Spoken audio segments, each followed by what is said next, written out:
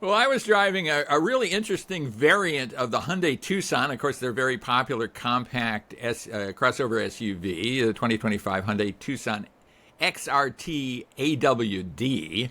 XRT is their all-wheel drive off-road-esque anyway. It's engineered for versatility with off-road inspired styling and practical capability. I would say it's another example of this soft rotor craze that seemed to have gained traction, so to speak, in the car world. We alluded to that in the previous segment. Whether this vehicle will ever go off-road is open to question. We'll talk about that after I describe what I've discovered. Let's put this into context and look at the entire Tucson lineup, because there's a lot to talk about there. You can get a naturally aspirated powertrain, a hybrid powertrain, or plug-in hybrid models. The gas models, or the traditional models, have a 2.5-liter 4-cylinder engine. That's not turbocharged. It's normally aspirated. The hybrid and plug-in hybrid models use a turbocharged engine, though, a 1.6-liter turbocharged 4-cylinder engine, electric drive, and a 6-speed automatic.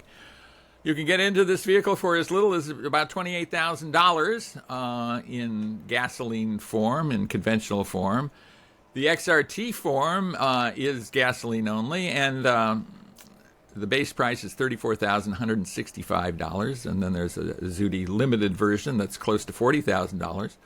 Hybrid models range for $33,000 to $40,000, and then the plug-in hybrid models start at $39,000 and go well over $40,000. So it's a broad lineup, isn't it, Chris?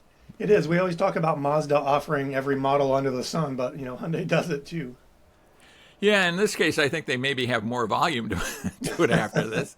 I was really excited to drive the XRT just to see what it was like. As I mentioned, it has its 2.5-liter 4-cylinder engine. It delivers 187 horsepower, 178 pound-feet of torque. I think you've tested a Tucson fairly recently with the same powertrain, and I found this to be okay, but I wouldn't say sluggish, but I wouldn't say it's exciting in terms of horsepower. What's your take on that? Yeah, they did a good job with refinement and noise levels with the engine, but it's a little short on power. But I guess that fits the attitude of the vehicle, though. So yeah. Well, it has an 8-speed automatic, so it has a conventional automatic with 8 speeds, which we favor over a CVT. And it also has the HTRAC all-wheel drive system from Hyundai, so that provides good traction on slippery and uneven terrain. I'm not sure, again, how often this is going to be on uneven terrain that doesn't have asphalt or concrete on it. Rainy driveway. Yeah. It has a unibody chassis, of course, with McPherson struts up front and multi-link rear suspension, so all that's good. Interestingly, it has motor-driven power steering, disc brakes. What car doesn't have disc brakes these days, except maybe I don't even know what doesn't. And it has about 8.3 inches of ground clearance, so medium off-roading. I mean, that isn't terrible, but that isn't a ton of ground clearance either. It's like 2 inches less than, say, a Jeep Wrangler.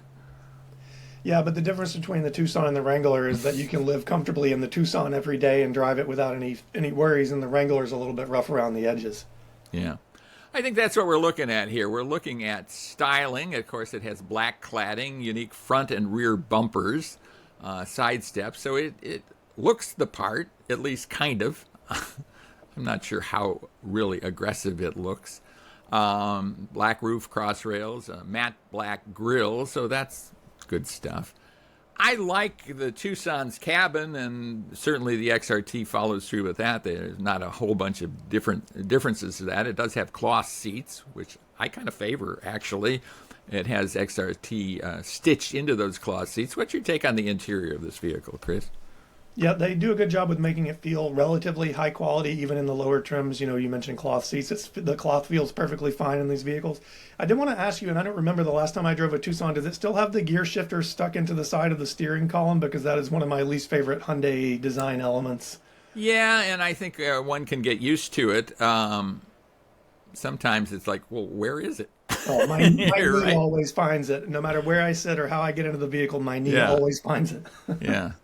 On the other hand, I think this is a very nice interior, 10 and a quarter inch digital gauge cluster, 8-inch touchscreen in this. It's interesting to me, Chris, that the XRT is not top of the line. It's kind of midline, and I think that's maybe a cool way to do this. You're not really being charged top drawer prices, like top of the line prices for this, and I think that makes it more accessible.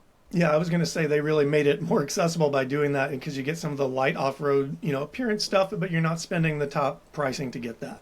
Yeah. It has a lot of safety features in the Smart Sense array: forward collision avoidance, blind spot collision avoidance, lane keeping assist, rear cross traffic, collision avoidance assist, driver attention warning. I like that. And safe exit warning, so people don't jump out in traffic. So all in all, I'm not sure this is the Tucson I would buy, although I kind of like its looks. It's kind of cool, and it doesn't beat you up like some off-roaders do. Priced about $37,000 out the door with destination. I think it's a pretty good value. Your quick take. Yes, and if it's not, there are several other models that are. Yeah. So a good one to take a look at. When we come back, we will have a special guest. His name is Anthony Watkins, and he's the Toyota product expert on the new 2026 Toyota BZ, which I had a chance to look at and drive fairly recently down in Texas. So stay with us for that, and we'll be right back.